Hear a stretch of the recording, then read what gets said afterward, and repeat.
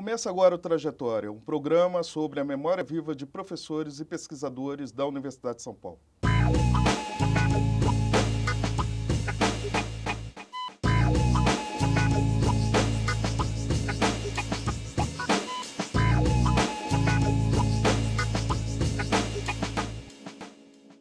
Ela é uma das pioneiras dos estudos jurídicos sobre a criminalização do racismo no Brasil.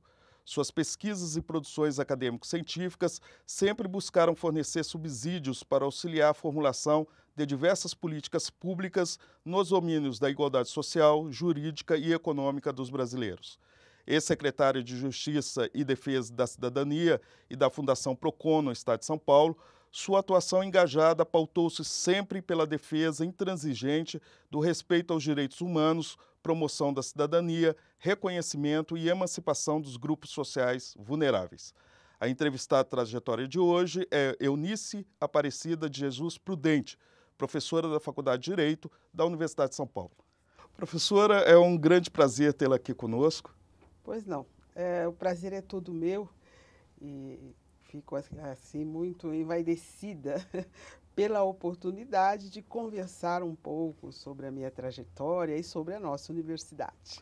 Perfeito. Uma das coisas que eu até quero já começar a perguntar é porque você é professora junto à Universidade de São Paulo, da Universidade de São Paulo, mas também é professora na Universidade de São Francisco e na Universidade de Suzano, no Alto Tietê, que são instituições privadas, né? Essa experiência permite verificar diferenças muito grandes entre o dar aula numa universidade pública e numa universidade privada? Pois é, professor Alexino, é verdade. Porque, veja, na Universidade de São Paulo, nós já recebemos jovens que muitas vezes até já conhecem outros idiomas, leem muito, têm a feliz oportunidade de terem na sua educação, né, comparecido a teatros, uma vida muito rica que essa república, né, oferece para as pessoas que tenham poder aquisitivo, que é a maioria do nosso alunado na USP.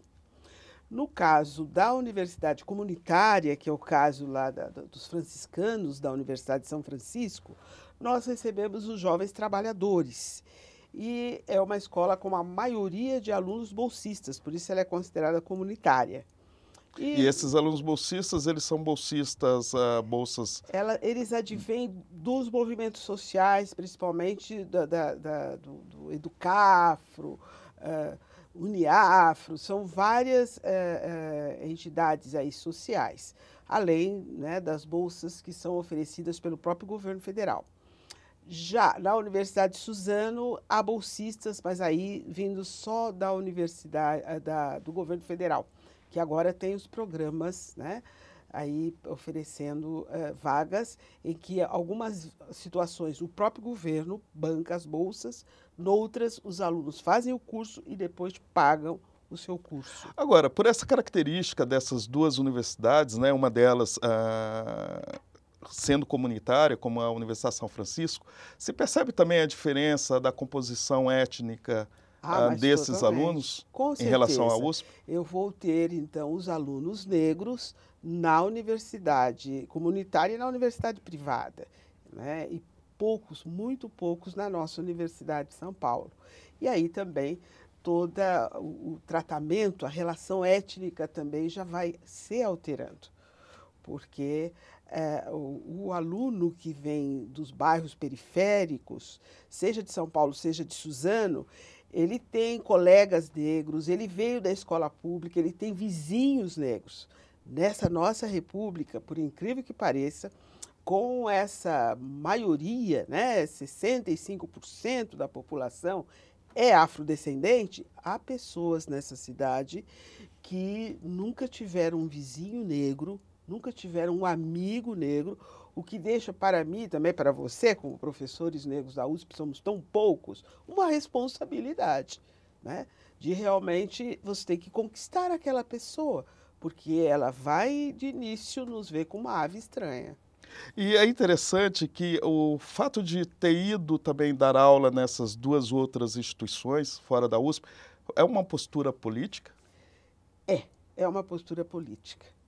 é uma postura política, sim, porque as escolas que são comunitárias precisam de força, porque estão muito compromissadas, né, com o ensino público. Na universidade privada, a questão da qualidade mesmo do ensino, porque há, né, escolas que se pautam, é ensino privado, mas se pautam pela qualidade.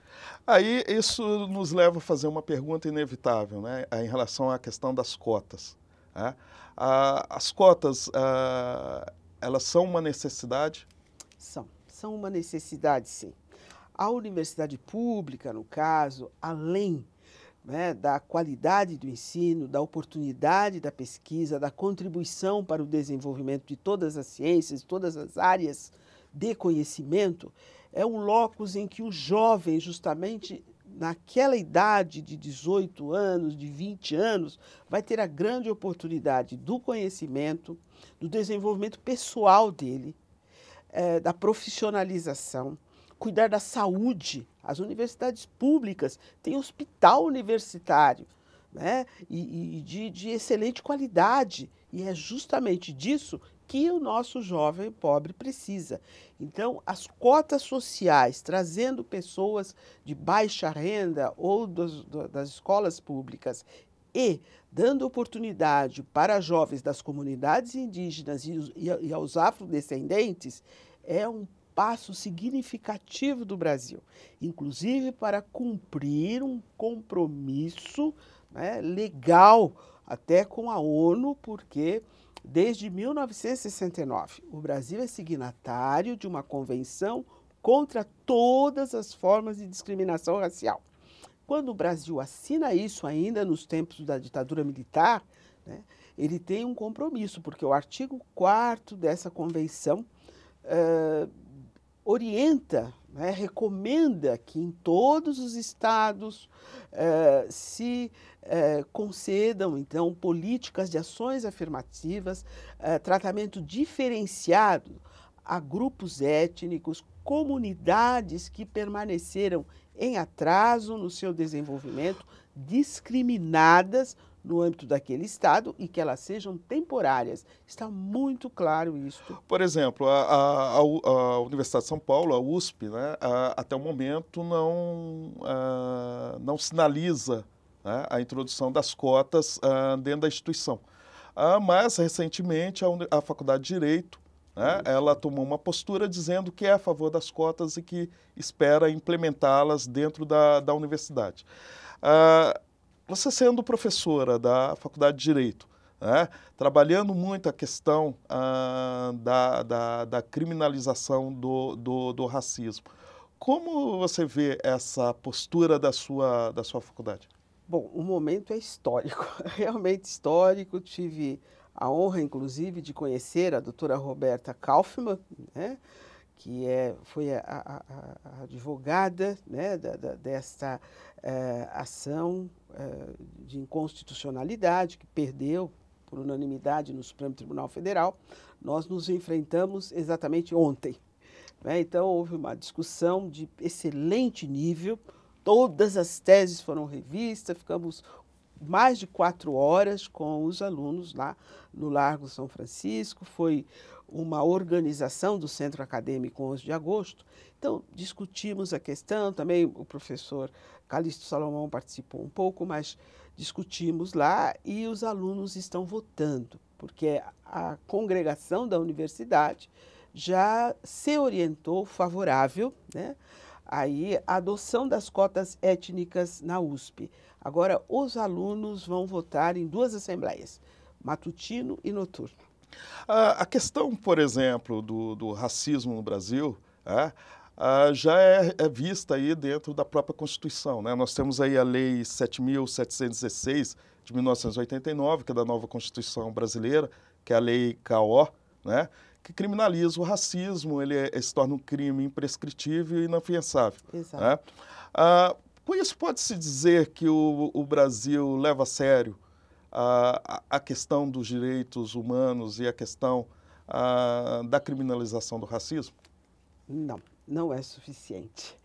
Esse nosso direito penal, ele expressa esse mínimo ético da sociedade.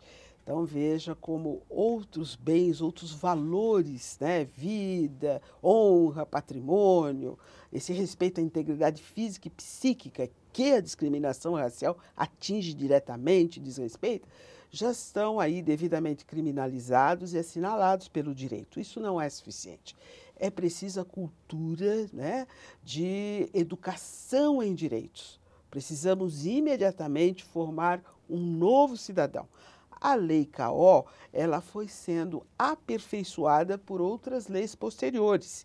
E hoje, né, é crime também a discriminação de gênero, a discriminação de origem. Veja, temos discriminação de origem. O Brasil cresceu e se desenvolveu com a migração. Mas coloque um réu, né, com sotaque nordestino diante de certos magistrados para ver o resultado, a ponto da gente dizer para a pessoa, olha, não fala ou, né, fale, você sabe imitar paulista? Porque então, isso pelo poderia amor de influenciar... Deus, se você continuar arrastando seus R's aí, sabe aquela juíza, sabe aquele magistrado? Terríveis. Inclusive então, tem o Brasil Sérgio... é essa a realidade de discriminação que encontramos. Discriminação, inclusive, praticada no âmbito das instituições públicas e das instituições privadas também. O Sérgio Adorno, que é um sociólogo, ele fez uma pesquisa a respeito disso, né, de como a questão étnica influencia na decisão de alguns juízes, né, quando vão decretar algumas penas. Já faz alguns anos, né, que isso ele continua veio com esse resultado. Agora, uma pesquisa de uma orientanda, né, a doutora Isis Conceição, da doutora Isis, demonstra também que o nosso Tribunal de Justiça, né, na aplicação das penas alternativas, elas são menos aplicadas quando os réus são afrodescendentes. Para o afrodescendente, os juízes têm apontado, né, a privação da liberdade, a cadeia pública. E o que é a cadeia pública entre nós? Ela existe para reintegrar ou para reeducar, mas qual é a realidade vivenciada pelo réu pobre? Agora, fica uma questão que você poderia responder no bloco seguinte, que seria o seguinte: se esse racismo, né, que seria deliberado aí por esse juiz que vem dele, suponhamos, né, mas no ato dele criminalizar uma pessoa pela sua condição étnica, não se tornaria um racismo institucional? Mas antes de responder isso, nós vamos para um breve intervalo. O Trajetória volta em instantes.